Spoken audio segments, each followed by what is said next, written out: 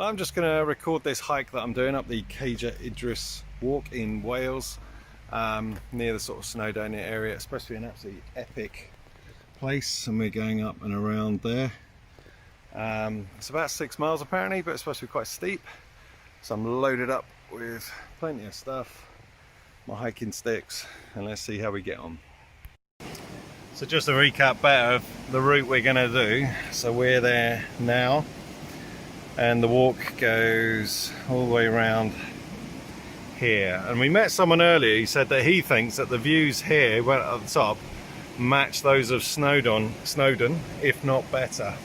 But a lovely place to start. There's just waterfalls. We're in October at the moment, so the colour of the trees are amazing. Are you happy? Very happy. So on the first bit, going through the woods, there's these lovely waterfalls, which is lovely. It's supposed to be a bit of a killer climb though. It's one of the tallest mountains in Wales, or Snowdonia, so it's beautiful, but I've got a feeling it's going to be a killer. So we've been doing about an hour up the path. We're out of the woods now, and the breeze has picked up a little bit, but so lucky with the day. But this spot here, that behind us, is where we're going. Ah, it's just stunning, absolutely stunning. Very lucky with the weather. It's nice and dry. Good job and all, because this path, it's bone dry, and if that was wet, you'd be slipping all over the place. We had this a couple of days ago. We did a walk, and it had a very similar sort of path. And yeah, just bear in mind, if it's wet, it can get slippy. So once again, I've overloaded my rucksack. I've just been thinking about all the stuff in there that I really didn't need to take today, but oh, it's good practice, good training on the legs. But so far, this is stunning, and I cannot wait to see what it's like at the top. So on the walk here, I was expecting it to be brutal, but it's not too bad. It's stunning, absolutely stunning, but it sort of levels out quite a lot. I don't know what it's going to be like around that corner, but yeah, I was expecting the worst, this really steep, brutal path, but it sort of not zigzags, it's panning around in like a big circle. But it's not that difficult, but I'll let you know if it is. I'm waiting for the killer bit to come, probably around that corner.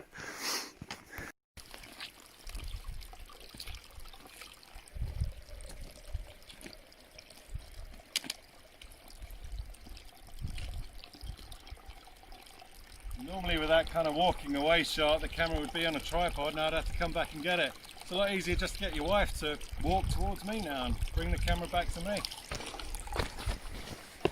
So yeah, get someone to come along with you, hire a Sherpa, bring your mother-in-law or anybody. Just saves you a lot of miles in going back and picking up the camera. Thanks. This is our first view of the lake, and it is absolutely stunning. It's so beautiful. The path goes up there and all along round. We can see someone up there. I think they've gone now. Let's see if I can zoom. There was someone right at the top. I think there still is. God, this zoom is pretty good. This is the Hawaii P30 Pro, if you're wondering what I'm videoing on. Come on, focus. But yeah, wow. I'm taking photos on my phone, but I have brought one of my cameras, like a full frame DSLR, because I knew that I'd want some proper pictures, probably to print, which is what I'm gonna do.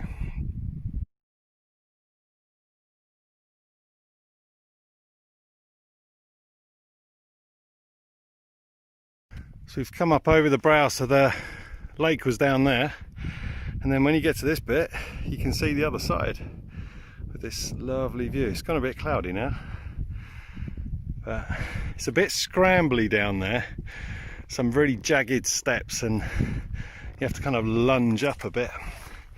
We're going up there. So I'm near the top bit.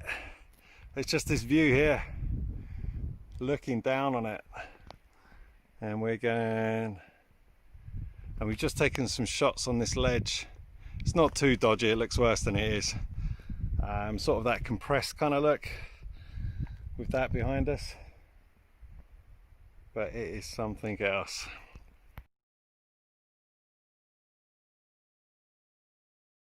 I'm going to video on this bit because it's not too treacherous. It's a little bit of a flat bit, still pretty high up now. But apparently you can do this walk in like 5 hours. It's about 5 to 6 miles, I think. But if you're into photography, so I've brought a camera here, or even just your phone, I would allow more time, because wherever you look, there is just stunning views and scenes, and so I would allot an extra 2 or 3 hours just to stop and look at the views, to take some decent photos, because if you want to smash it in 5 hours, or however long you think you can do it, it'll take longer, because you'll be constantly stopping to take photographs, which is what I'm doing. Just taking my time with this one. That peak up there looks pretty sketchy, but there's loads of people up there by the looks of it, so should be fine. Yeah, this bit's nice and flat. So there's these big flat rocks as a path. I don't know the history, but who lays these paths?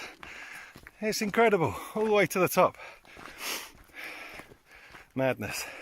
This is a jaw-dropping walk. It really, really is. It is quite steep in places, so bear that in mind.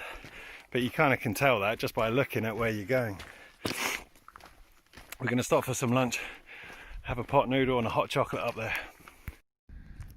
So we've made it up to this bit, and we're having some lunch, some sandwiches. I'm going to make a pot noodle. I've lugged this massive flask up here. It weighs a ton, but it does keep it up. I couldn't be bothered with a little stove and that. I was expecting it to be like really windy up here. It's actually not, but it's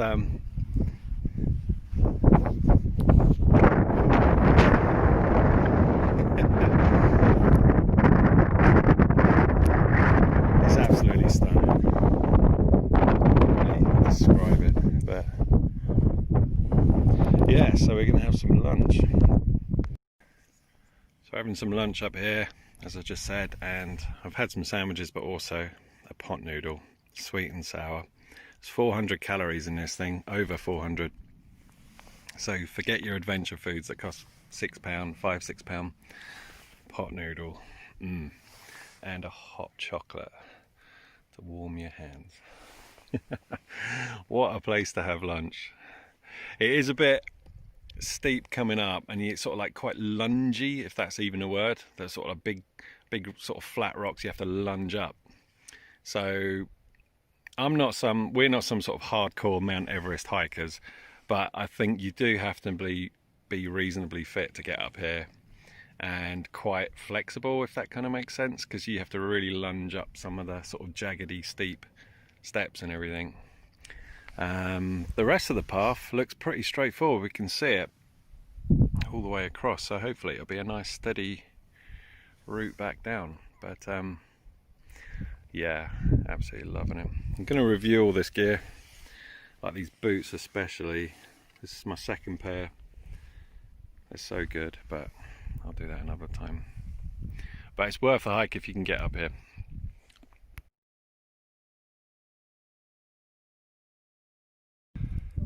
So we got to the highest bit, Cadair Idris.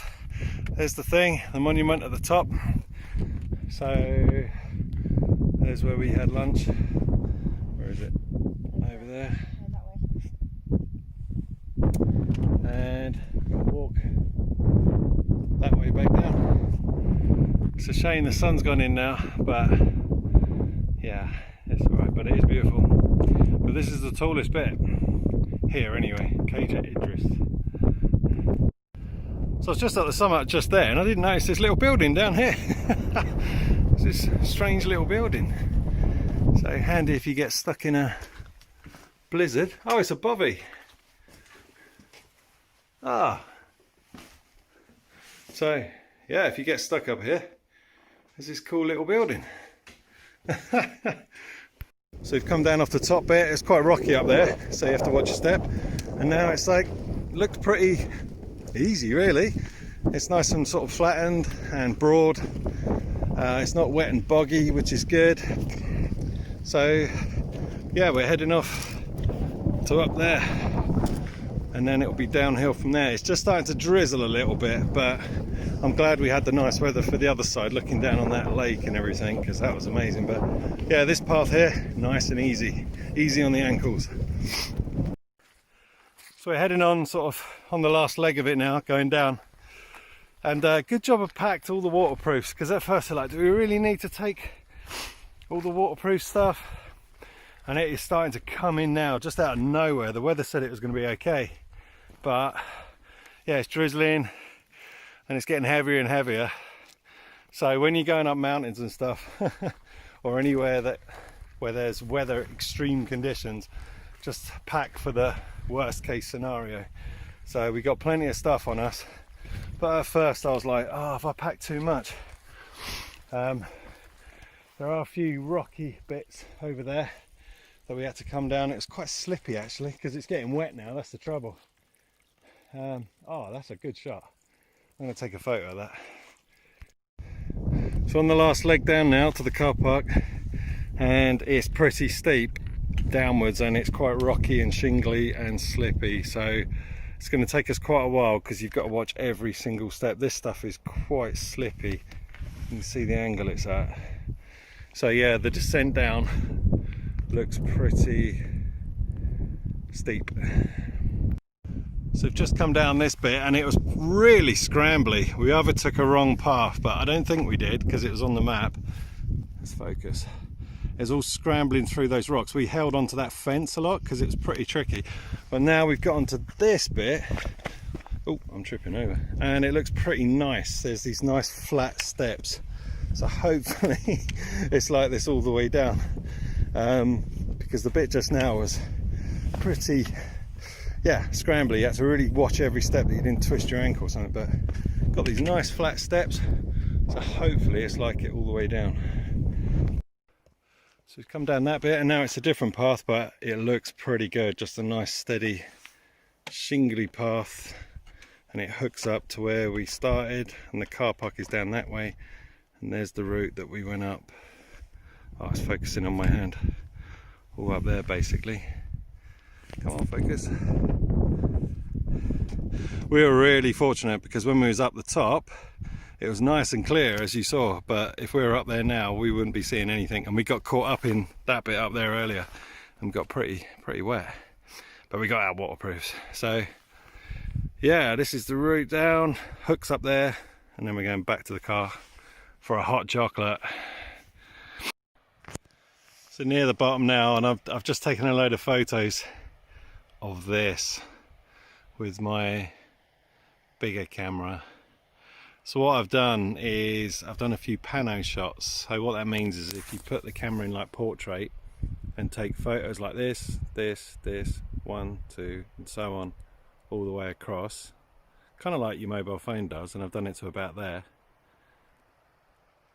And then you stitch them together in Lightroom or Photoshop, whatever you fancy. But I always do 2 sets, because sometimes Lightroom doesn't pick up on a certain picture. So I've literally gone like 1, 2, 3, 4, 5, 6, 7 in portrait mode, which is like that. But this is, let me go a bit wider. It's beautiful, the rustic colours, the mist on the top. So I really hope those photos come out well. I might get them printed. Yeah, this is one of those scenes that just takes your breath away down here. Beautiful.